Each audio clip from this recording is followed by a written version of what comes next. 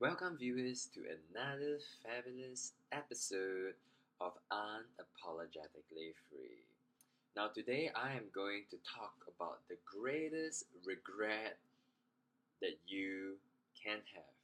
Now, in general, under the category of regrets, there are two main kinds. Now, the first kind of regret that you can have is the regret of trying. The regret of trying something. It goes something along the lines of, oh shit, I shouldn't have done that. Oh shit, I shouldn't have said that. For example, you could have tried asking someone out and got rejected. Or salespeople can approach people and get rejected. Or perhaps you show some people love, care, and concern, and yet you still do not get any reciprocation. Or perhaps you invest time, effort, money into something, and yet you do not get results.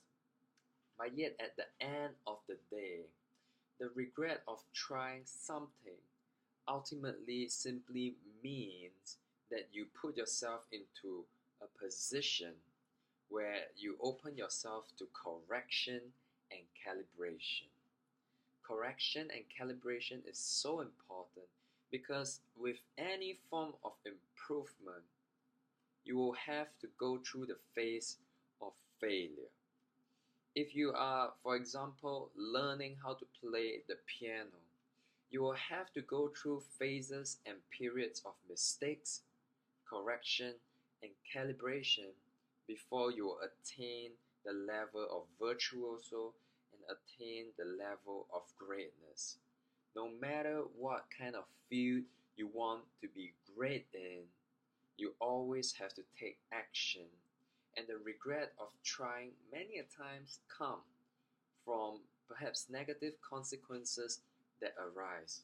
But at the end of the day, the regret of trying simply ultimately means that there are lessons to be learned from trying. Now, this mode of regret is to me not a regret that is that scary. Now, unless you do something really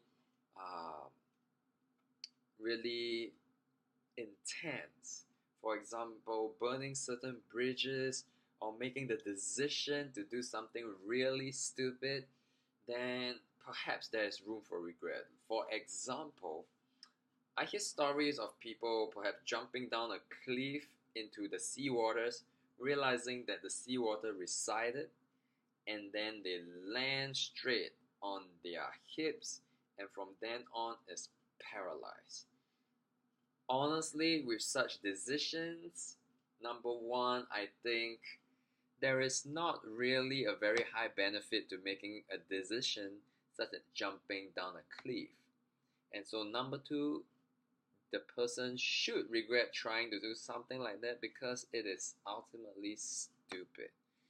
I know of cases and heard of stories, read articles of people trying to take a selfie with a bison and getting killed in the process. Now you can be so sure that when the person felt the impact of the bison from behind, that is a moment of regret.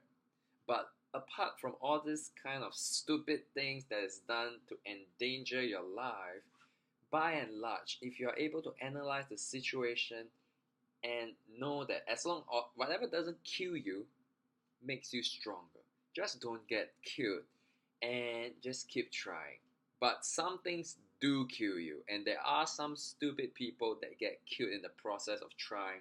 So apart from those kind of situations, just learn to be okay with the regret of trying. Now, there is the second type of regret that to me is the scariest kind of regret. It's the regret of not trying. It's the kind of regret where you enter into a state of what if things could have been but, and your entire life when you look back, into those moments and just wondered what if. This to me is the deepest and saddest form of regret, because you could have, but you didn't. And therefore, you never could have seen the outcome. You never knew for certain what the outcome of your action would be, because you never ever took actions. Now, if it's something small, it would not be significant. But if it's something huge, such as the choice of your career, such as the choice of your life partner, such as many other different kind of choices, where to study, aiming for high positions, or perhaps sharing a word of encouragement and love to a loved one, making reconciliations with people, all these things that could be but may never have happened. Now, I give an example. Jeff Bezos, the current CEO of Amazon, said he followed a regret minimization framework where he asked himself, when I am 80 years old, would I regret quitting my finance job more? Or would I regret not jumping onto the internet trend that is just currently rising? And the thing about him is, at that point, he asked himself this question, he compared the two options, and he said he would regret so much not pursuing this idea of the internet. And now he is the CEO of Amazon and one of the richest people in the world, because he did not want a life of regret, specifically from not taking action, specifically from not trying. Now, dare to try, dare to fail. The people in this life that are able to succeed are the people who are able and willing to go through failure. Now, third point, NoFap gives us an increased capacity to be able to withstand rejection. And what this means is, choose to minimize your regret of not trying. Choose to maximize, if possible, your regret of trying, because ultimately, this kind of regret, it does happen, but it comes with it a lot more experience as compared to living your life scared and soft and not going through tough times, because that is the truly sad thing. If you just live through an entire life knowing that you lived through it safe, but knowing that you missed out on a heck of an adventure, and when you're on your deathbed, you think to yourself, what did I even live this life for? So, dare to fail and mark these words. Err on the side of boldness. I repeat, err on the side of boldness. Everyone makes mistakes. Everyone.